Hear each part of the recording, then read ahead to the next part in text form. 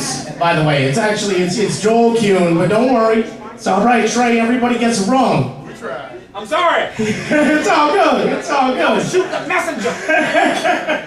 No, I gotta tell you. Actually, this was one of the first places I ever performed, and I was really psyched when they let me know. They said, hey, your stuff's up on YouTube now. Fucking sweet, I'm gonna go check it out. And I went on there and I actually saw my last name. It was spelled, they had the pronunciation right, I'll give them that, but it was spelled Kyoon. I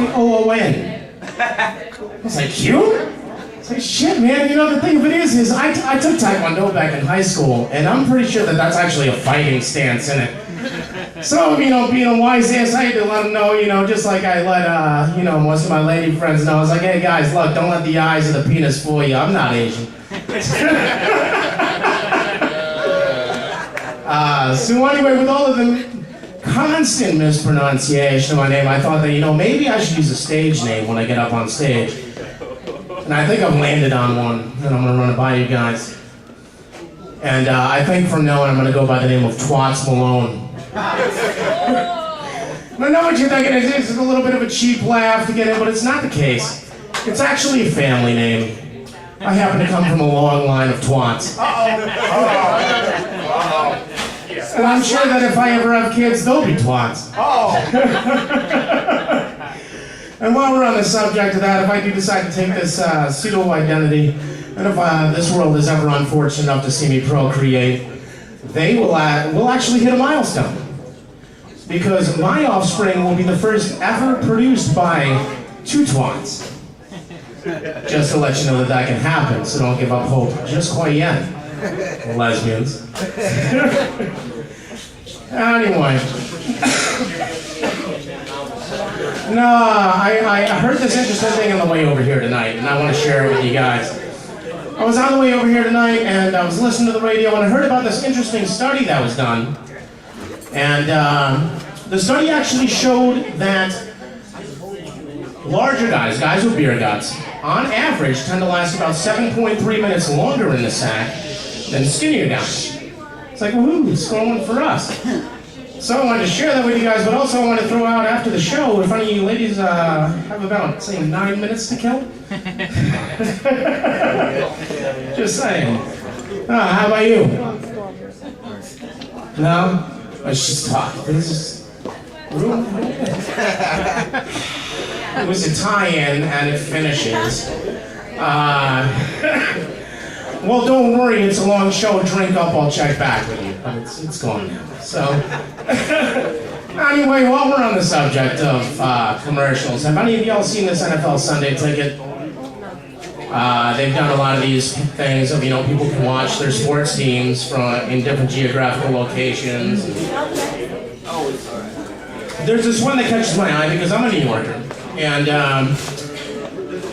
it's set in New York, and it's this cabbie driver, and he's like, oh, New York, great city, must respect, especially football giants. And, the nice elderly Texan couple gets into their car, and they're watching, football on their cell phone, and apparently not the Giants, because he's pissed off, so they're going to Central Park. He decides to drop them off next to this abandoned warehouse that is obviously now a fucking crack house. There's some junkie, pushing a shopping cart full of scrap metal down the road. He lets them off. They're like, this Central Park? He's like, out of there. And that's funny and humorous, but, if you're a New Yorker, you're looking at it, it's like, I gotta tell you, not really that funny, because that nice elderly Texan couple, they're fucking dead. They have not made it out of that. The only person watching the NFL Sunday Ticket on their phone at that point is that junkie with the shopping cart on the way to the pawn shop, so...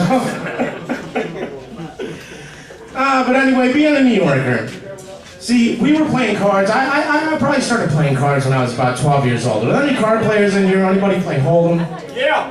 Woo! Awesome, you'll get the joke. It'll be good. But the thing of it is, I used to have an advantage at the card table because it was popular in New York before ESPN made it popular to the world. And the thing of it is now, I read a lot of books on it, played a lot of games, learned, and I thought I had a strategic advantage at the table.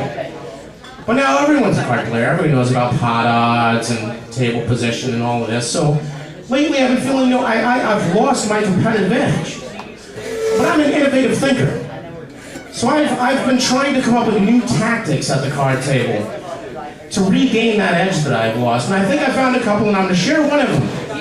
And you guys might want to write this down because it's really beneficial. It's worked out magnificently. And if you ever find yourself at the table in a big hand next with the person sitting right next to you, what I like to do, when no one's looking, just nonchalantly, I like to take my penis in.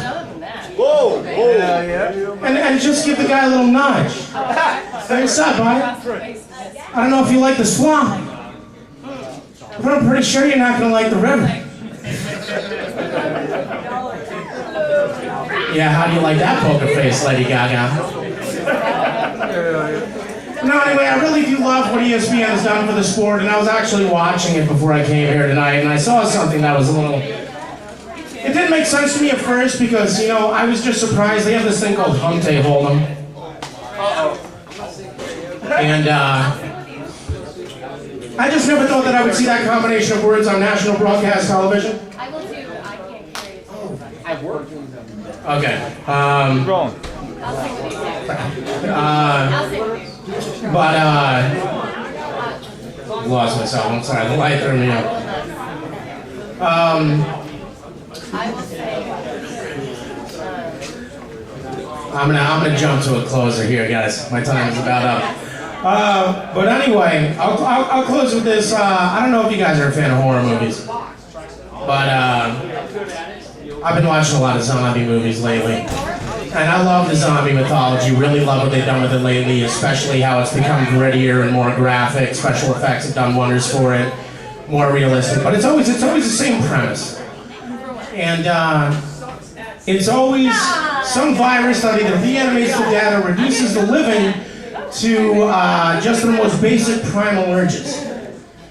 And I think they're losing a key aspect of this, and I think I have the future of horror right here. So what I want to see is a zombie movie where there's a group of survivors and they go into the house. They're rooting out for supplies. For some reason, they always have to go upstairs to check it out for God knows what. Maybe they need clean socks or drawers out of the dressers, I don't know. But they're upstairs in the bedroom and they're rooting around for shit, and all of a sudden they hear coming from the closet just this really faint noise of... Fuck is that?